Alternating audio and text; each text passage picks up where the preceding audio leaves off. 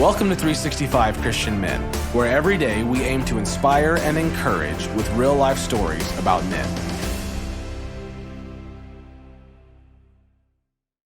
November 19th, Bill McCartney. When Bill was hired as the head coach for University of Colorado's Colorado Buffaloes, he said, "I promise you, we will have a program built on integrity, honesty, and character." That is how Bill ran his whole life.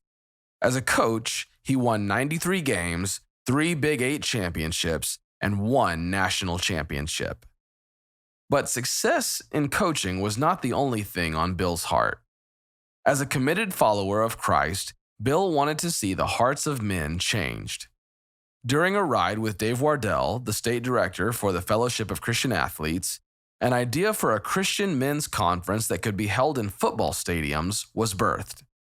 From that simple start, Promise Keeper conferences would be held in football stadiums across the United States, and millions of men would respond to the call to be followers of Christ.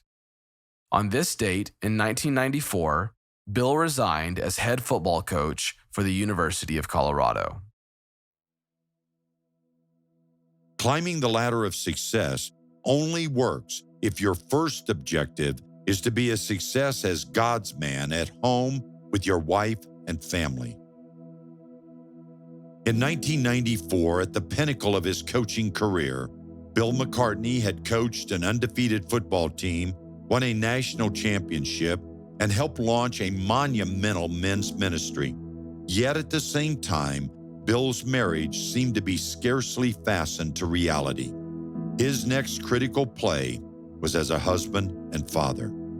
As if running the football program at University of Colorado and taking the team to new heights and victories were not enough, Bill was a major force in starting the international men's ministry, which became Promise Keepers.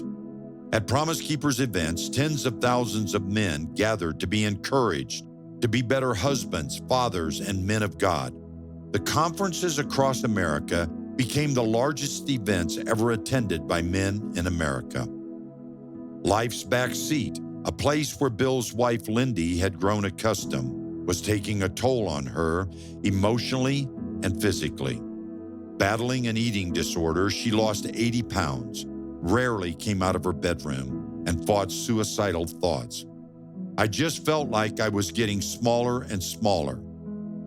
Bill, unaware of his wife's trauma, failed to practice at home what he had been teaching at those stadiums full of men. Lindy said he was like a plumber. A plumber never fixes anything at home. She said he's always out fixing everybody else's plumbing.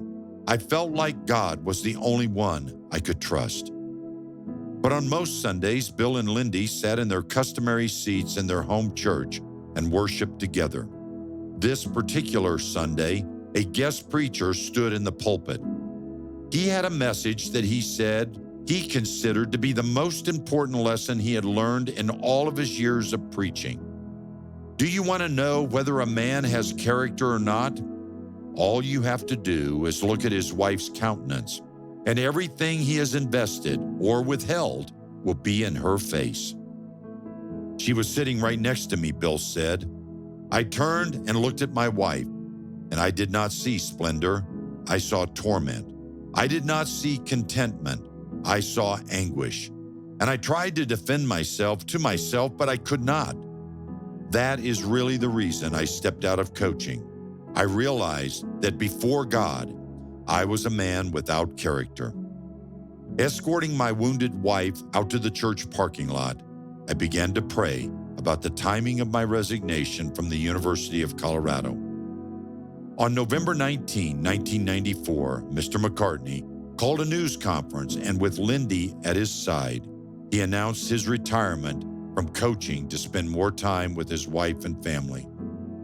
In that brave moment, their healing began. What a real man does is he lays down his life for his wife, and that enables her to blossom and become everything she could be. Bill said, "Whenever a man takes time to really listen and serve his wife, she blossoms like a flower. I did not always understand that." In Ephesians 5, verses 23 through 25, God tells us, "For the husband is the head of the wife, as Christ is the head of the church, his body, of which he is the Savior. Now as the church submits to Christ, so also wives should submit to their husbands in everything. Husbands, love your wives just as Christ loved the church and gave himself up for her." If life slaps you in the face, how will you respond? Ignore it or change? Climbing the ladder of success only works if your first objective is to be a success as God's man at home with your wife and family.